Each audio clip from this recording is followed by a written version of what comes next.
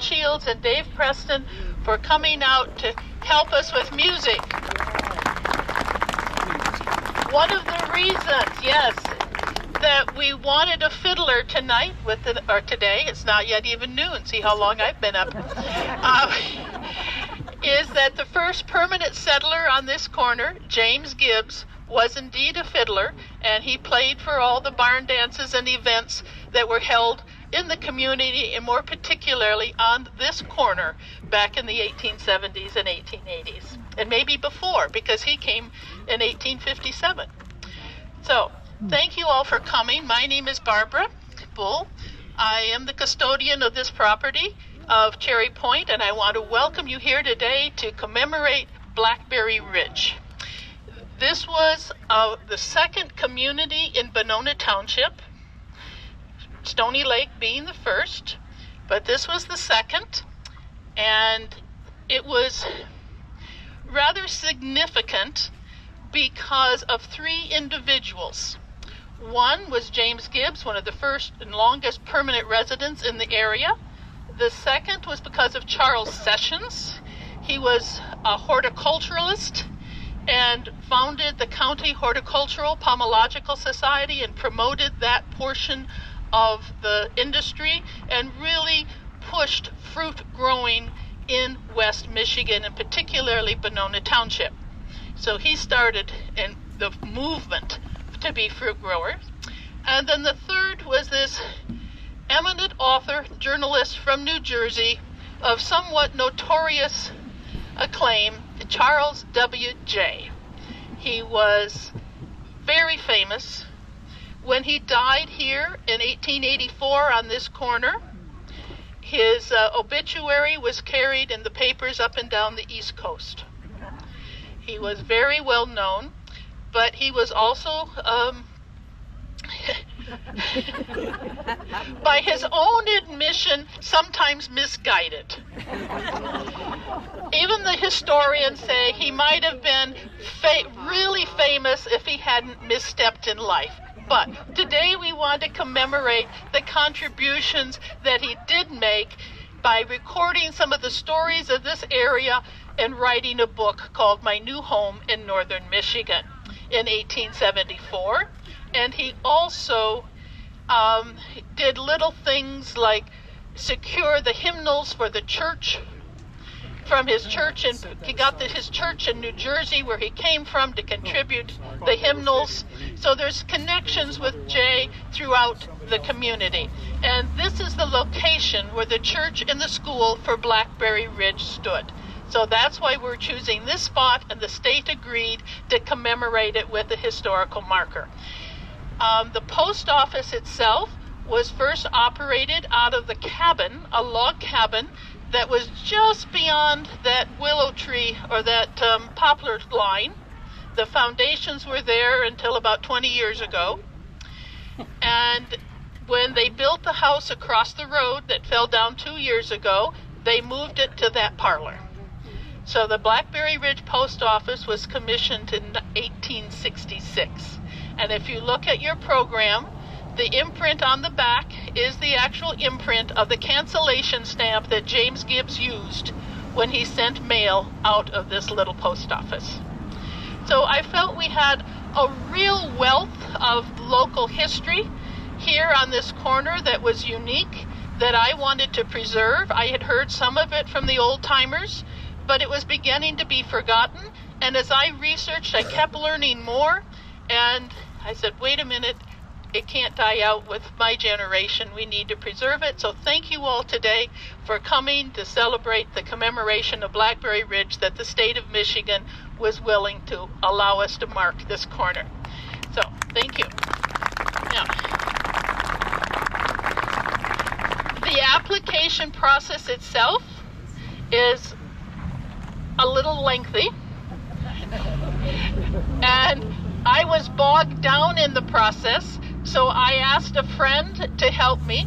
Paul is the current president of the Oceana County Historical Society, and he has been dedicated to preserving and curating the history of this county in all its many corners over decades.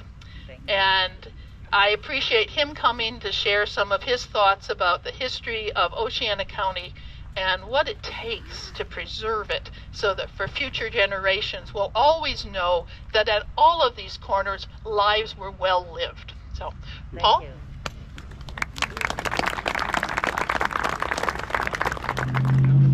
Thank you, Barbara. I may be the president of the Historical Society, but this row in the front, right here, and a couple in the back, these 6 ladies in the front row, Mort and Carl, are here today. They are truly the people who preserve our history. These are volunteers with our Historical Society, and without these women here that have dedicated every Wednesday and more to preserving our history, cataloging our history, accessioning all the gifts that are brought into our society, and then working with Barbara. Barbara has come in, and through the books that she has written and provided, of which I see on a table over there, Barbara's preserved our history. Not just our society, but it's people like Barbara who have taken the time and the love of our county to go to the effort to have the 4th historical monument in Oceana County installed on this corner. Most of you who are here today, I'm certain, have a relationship with Cherry Point and have bought a pie, or they've come out for the strudel. One of my favorites is the strudel. But they were able to meet Barbara and all of her pie bakers and have seen this corner grow more beautiful every year. And if you're online and in some newspapers, you'll see the beautiful plantings that she's done. And for generations now, we've seen Cherry Point grow into the beautiful place it's become.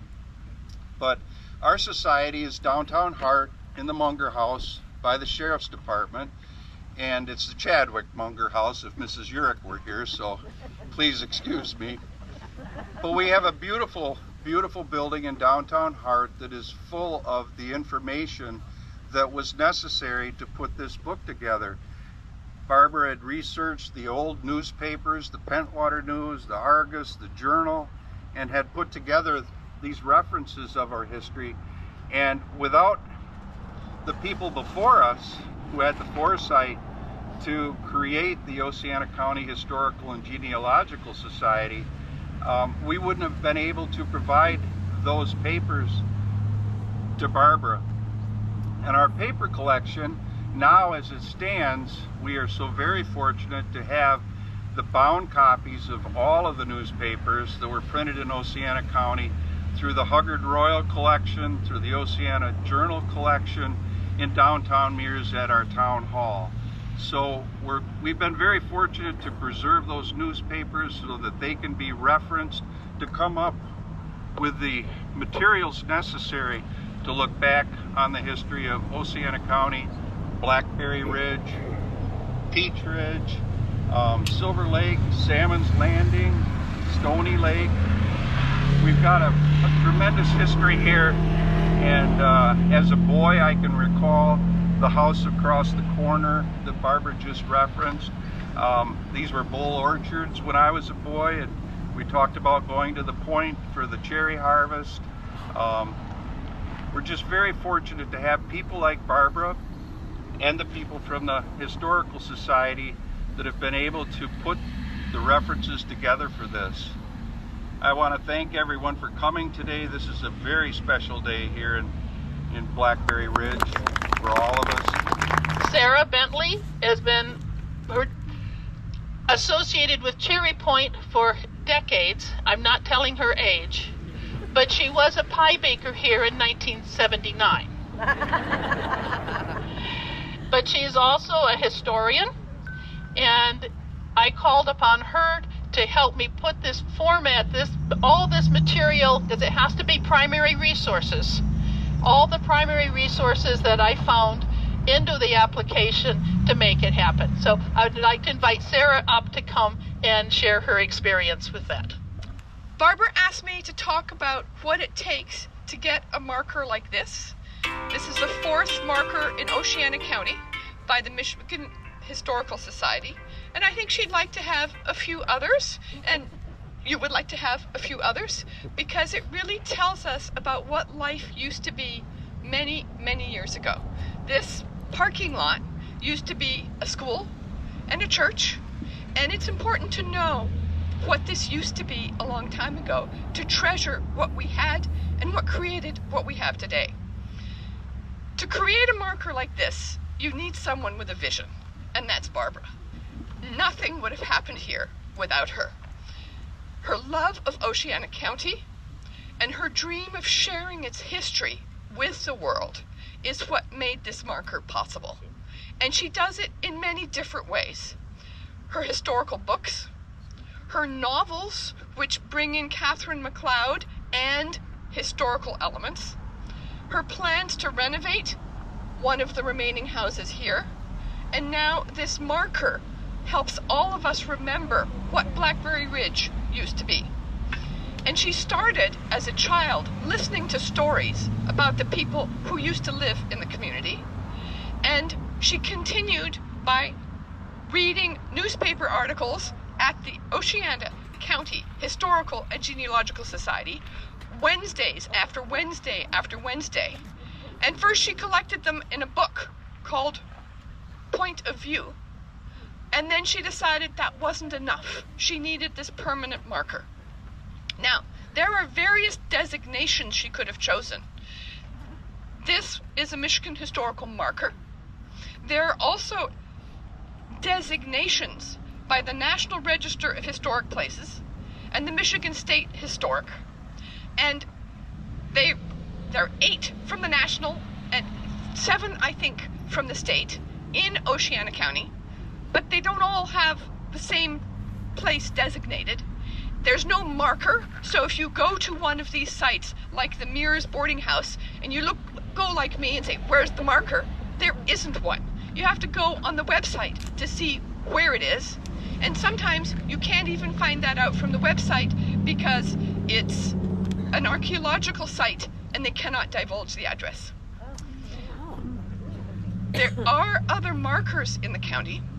These are Native American plaques on low stones, which you don't see unless you're really looking for them. And they're former indigenous sites. They include schools, cemeteries, and memorials, such as for Chief Cobb Musa. He moved his band from the Grand Rapids area to Oceana in 1857-58. And I wouldn't have known that if Barbara hadn't put it in one of her novels. And so I went to see the marker. That one's a little bit bigger than the little plaques on stones.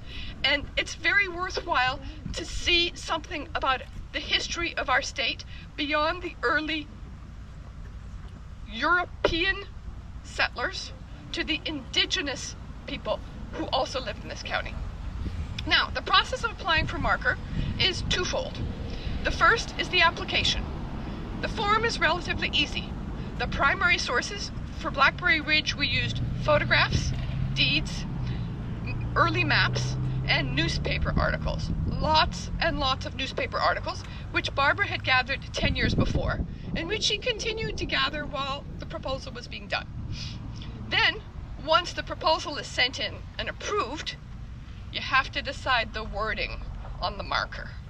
And that is very difficult because you have a strict limit. The size is set, the font is set, there's just so many words that can fit on a line and on the entire marker. Now, the hardest part of the process, first of all, in the proposal, deciding what to include. What was worthy, who was worthy, how you're going to put it. The second part was persuading Barbara to stop putting in even more articles. And then the third was figuring out the words. And Barbara is so good at paying attention to detail. Every single word was looked at. Could we find a different word? Could we put a different word to make this line fit better on the sign? It took forever. And you see it in your program, and we will see it soon when it's unveiled. Now, the marker has 2 sides.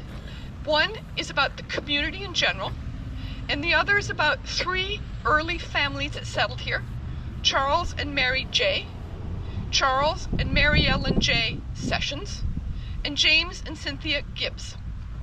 And the great-granddaughter of James and Cynthia Gibbs is Sandra Gibbs, who's now going to tell you about some early stories of Blackberry Ridge.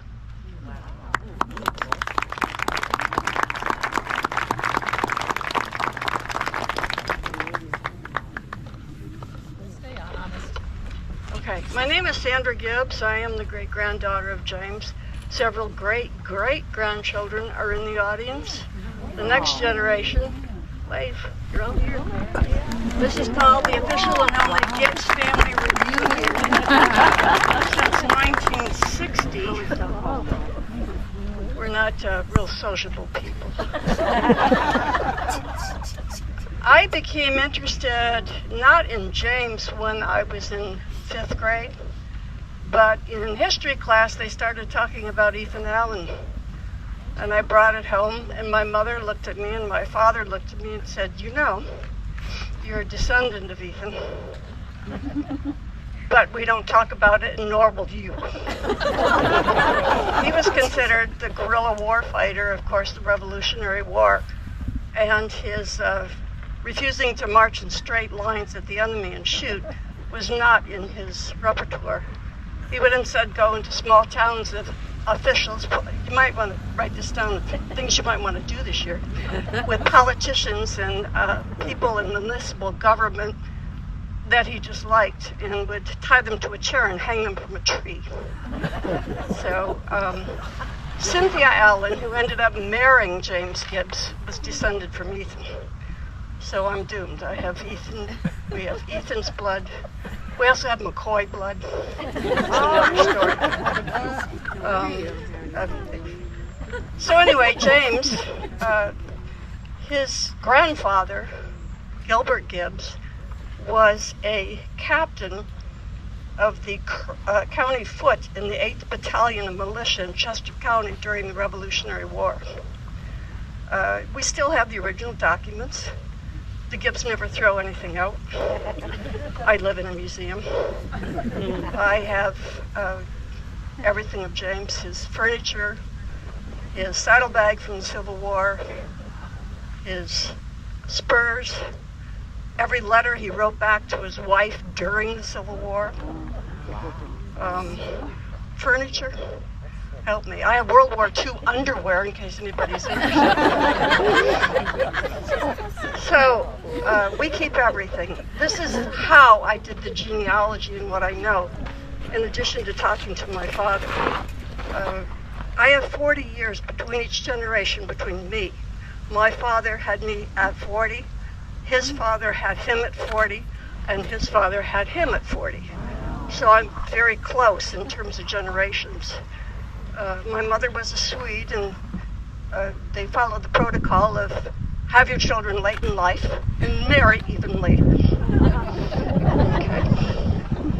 So, Gilbert Gibbs, who you can find information, he was named on the ship.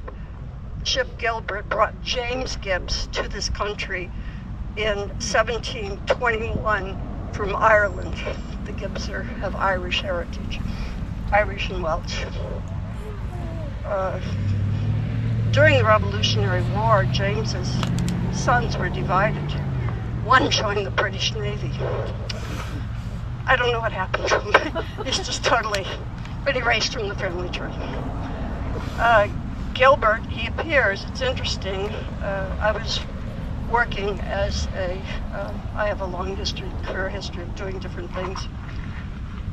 Working IBM consulting for the Census Bureau. And IBM pretty much controls all their data, all their storage. They have lots of storage. Gilbert Gibbs actually appears in the first 1790 census. It's interesting. And we've been there ever since. So the first on. James's father, William Abner Gibbs, had several kids.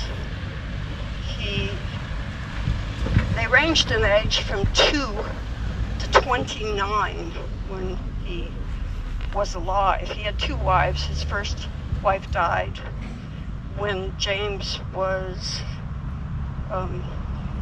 5. And he had more children with his second wife.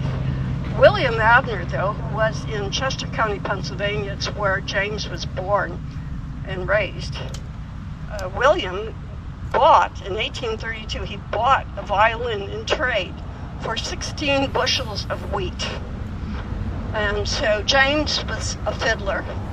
He was not a violinist, he was a fiddler. His father was a fiddler, playing barn dances. I was a trained classical violinist. I never knew he played the violin. It's interesting how things happen. James was born in 1833 in West Cowan Township, Pennsylvania. 7 siblings, all older. He was the younger one. His mother died when he was 5. His father remarried when he was 7.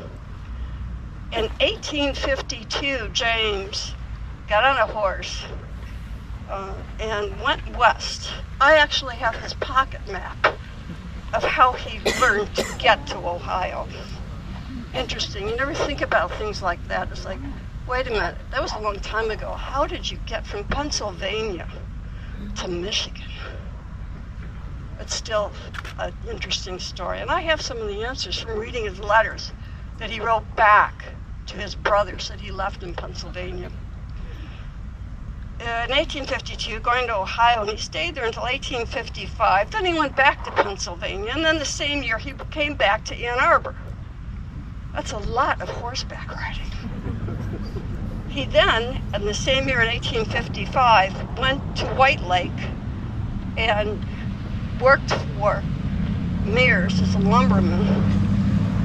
In his writings, in his diary and writings, he had nothing nice to say about Mears, by the way. My grandfather and my father and my grandfather were all very truthful. If something was wrong, he will tell you. There is no being nice for the sake of being nice. Lumberman, and what he did, James and a party of 10 cleared White River all the way from White Lake to Hesperia so they could float logs down. That's a long way. I have all of his lumbering tools, by the way. In 1856, he was in Claybanks, and he joined Dr. Phillips in partnership in the lumber business. I know nothing more than that at the moment. I'm sure there's more information that exists someplace, but at the moment I am drowning in paper. 1857, he bought 240 acres up here, Blackberry Ridge.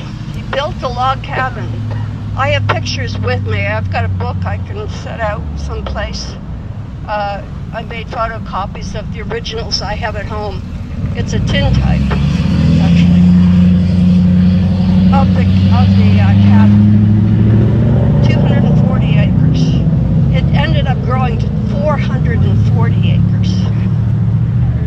But in 1862, we know what happened.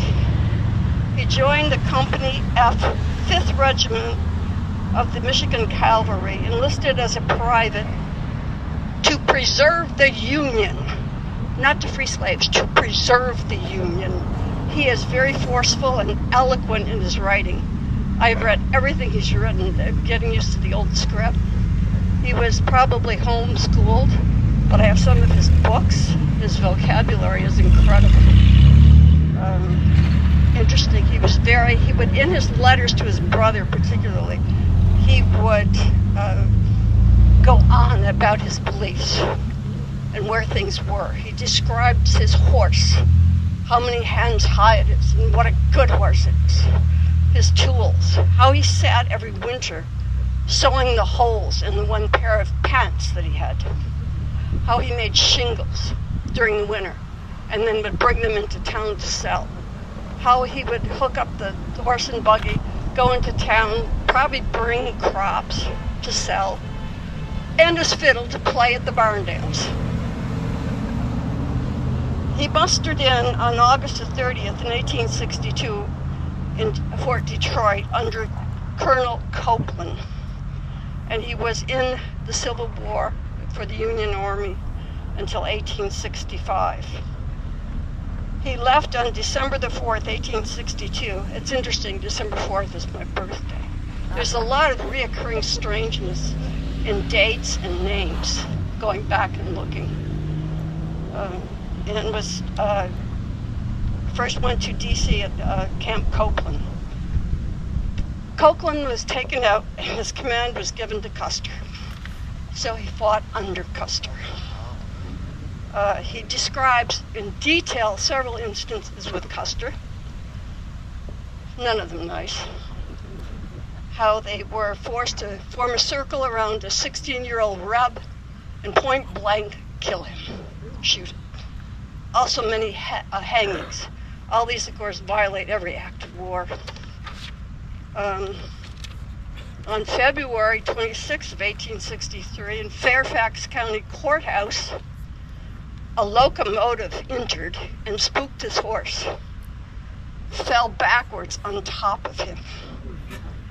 It did a lot of spinal and internal organ damage, but he got back on his horse and rode in rain for 5 days. 1864, he was hospitalized off and on, bleeding, throwing up. Looking back, remember there's no x-rays. It's amazing he lived.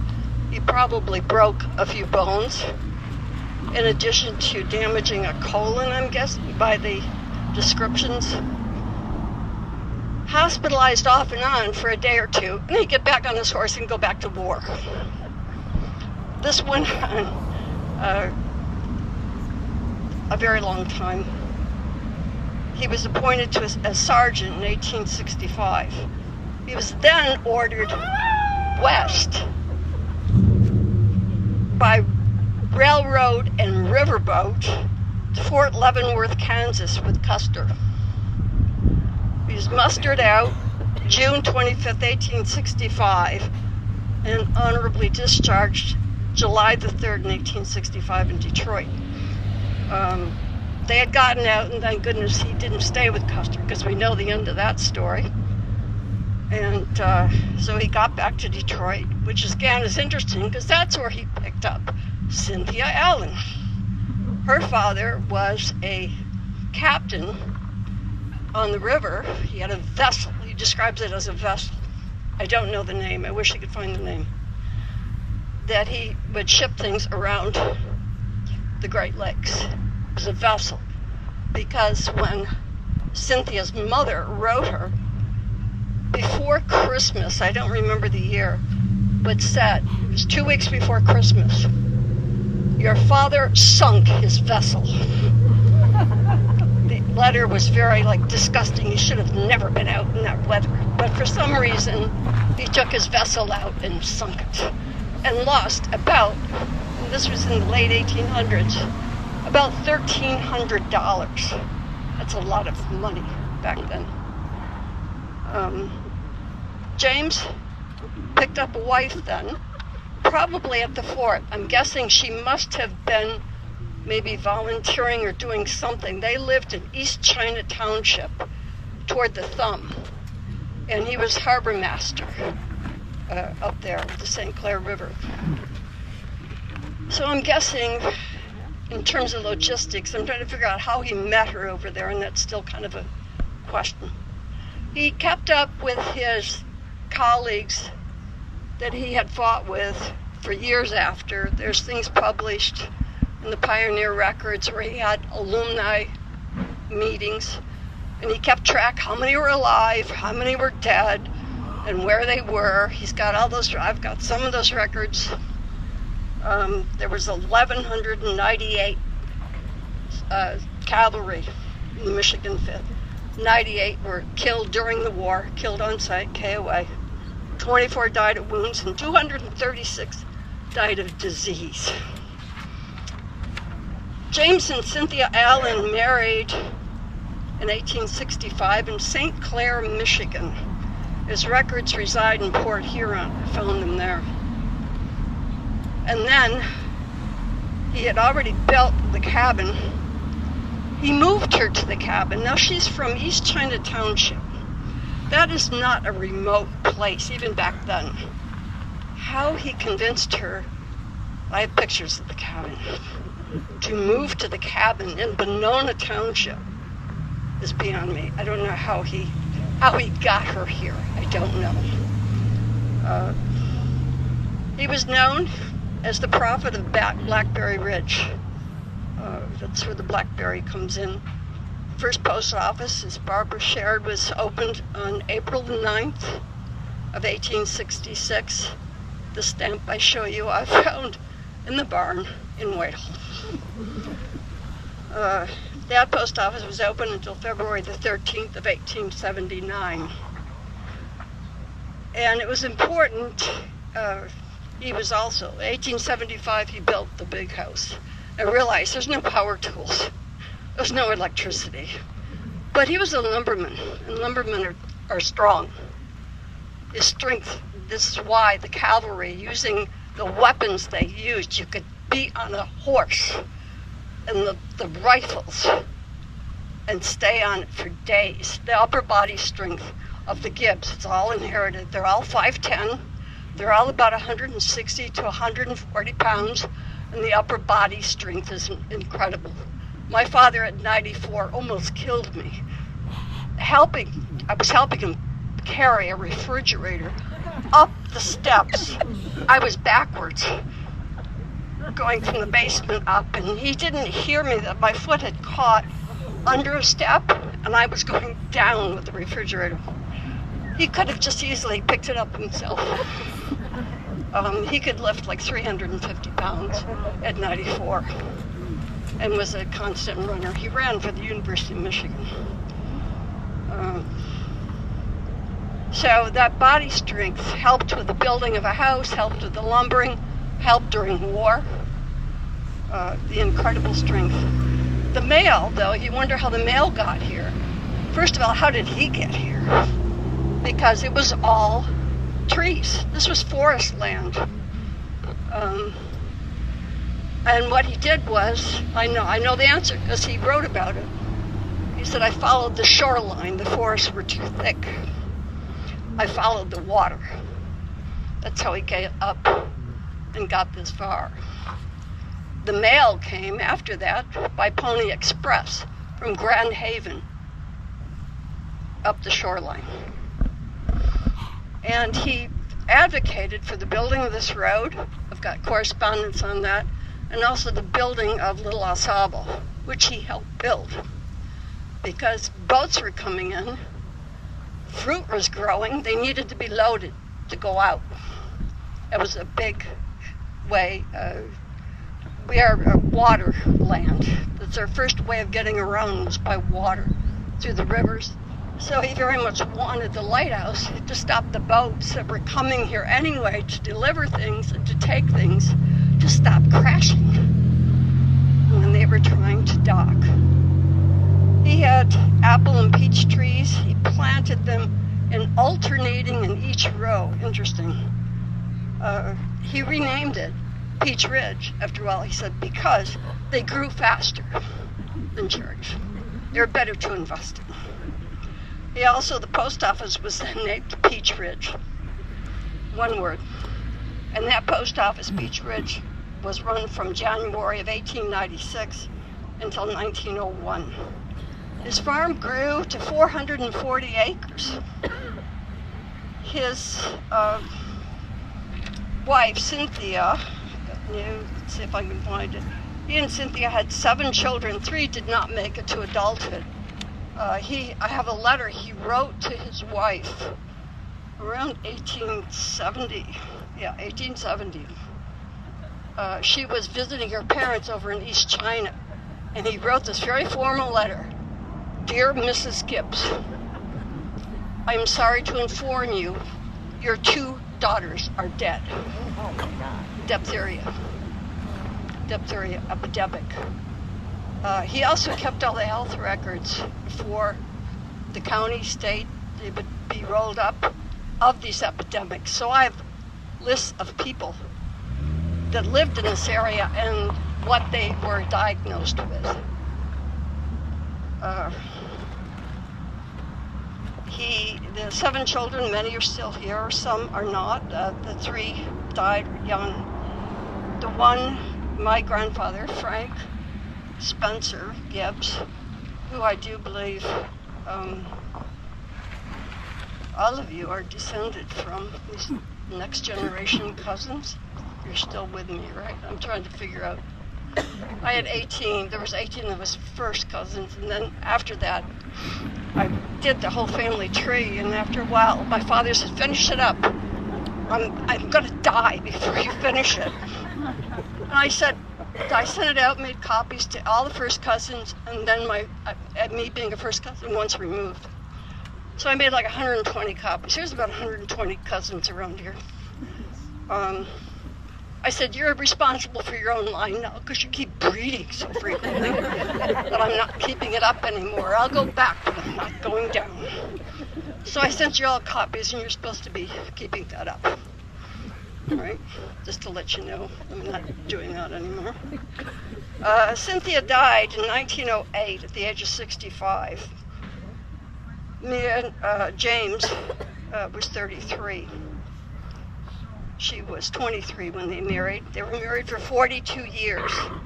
At the time she died, my great Aunt Mattie, your great Aunt Mattie, she was named Martha, was 15 years old. She took over her mother's role. She did everything. She ran the place. I have her clothing. 16-inch waist. She was probably about, Anne-Marie, you're about her size right there. Anne-Marie's size. Comes from the family about this high. Right? I think you fit right there. Incredible. All the hand-sewn clothing, everything hand-sewn, of course. Mattie, an interesting thing about Mattie doing everything, she wrote, she tried to increase her father's pension because he was now getting blind. He was paralyzed on the left side, back pain, all kinds of pain.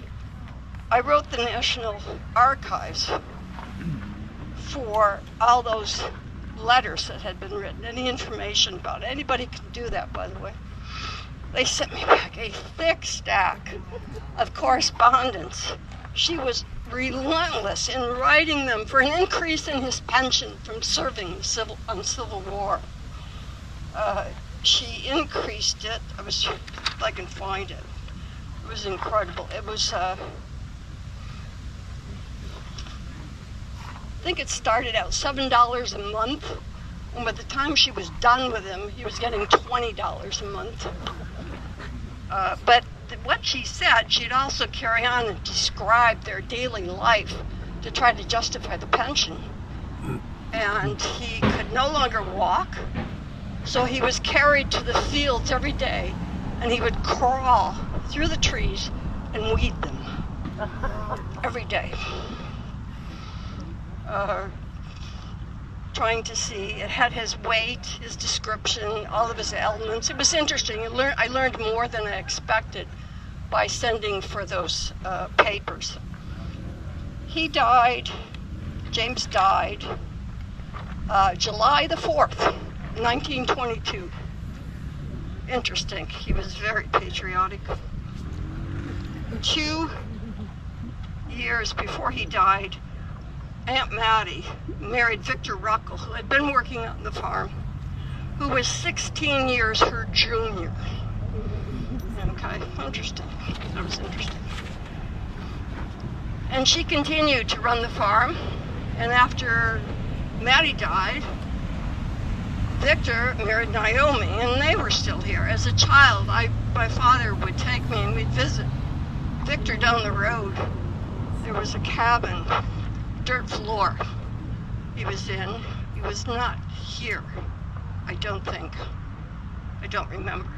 But we would come up and visit them. Then afterwards, it was parceled out. Some parcels were given to family members, if you go back to the old maps. Over time, segments of acreage were taken out, given to sons, taken away from sons, given to others, sold outright. During his time, though, he was a fiddler. He was superintendent of schools. He was a postmaster. He was the lumberman house builder. He wrote a lot, very eloquently, in terms of diaries, bookkeeping. It's taken me a while to figure out how his bookkeeping was kept. He's got certain symbols that he used for different types of transactions. Very detailed. So was his son, a grandfather. I have a book this thick every day writing how much was spent and what it was spent on. The last entry was by his wife that said, he died.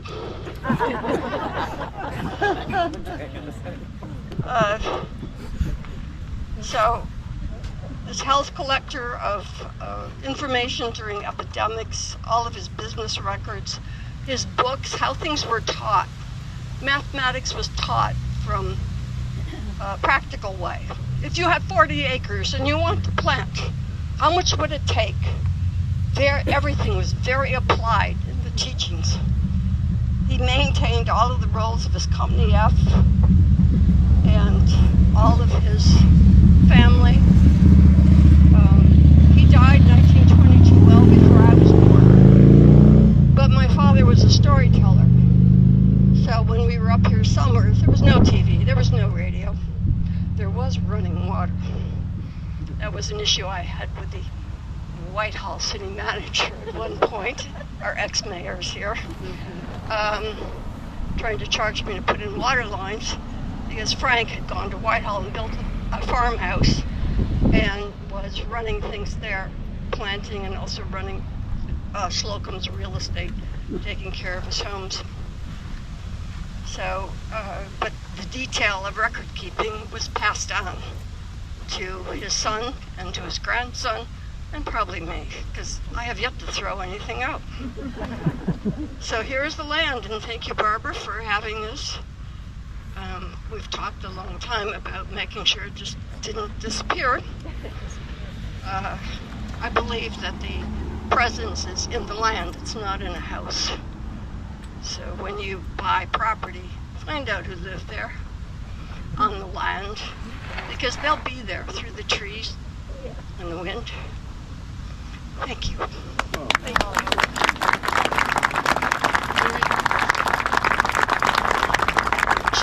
There is a wealth of information and tradition and heritage with Sandy and the Gibbs family. Can everyone hear me without the speaker? Okay, just turn it off here. Okay. I would like to thank everyone for coming today again, and for Sarah and Paul and Sandy for sharing their perspectives on this land. And I think you are exactly right, Sandy, about the presence of people here, because it can be very, right now it looks pretty busy, and many of you are always at Cherry Point when there's a line at the register, but there are more quiet moments here than busy. And I swear I hear the laughter of children and the songs of hymns coming from this corner when I'm alone on the other side. So they are here. So should we unveil this marker and make it official and permanent? Yes. You want to do the bottom one? I'll undo the top.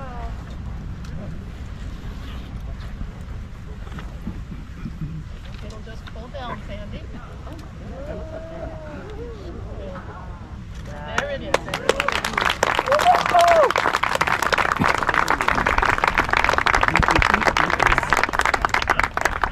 This way.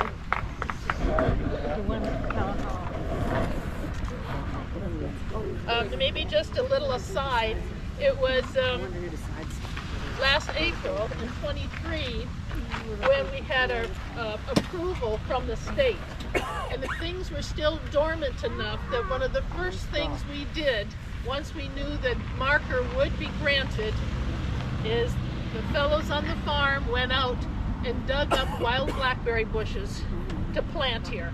So and next year we'll plant some more so that it will be commemorated as Blackberry Ridge in more than one way. Okay? Now, I would like to invite you all to stretch your legs And we have some Blackberry treats to share with you.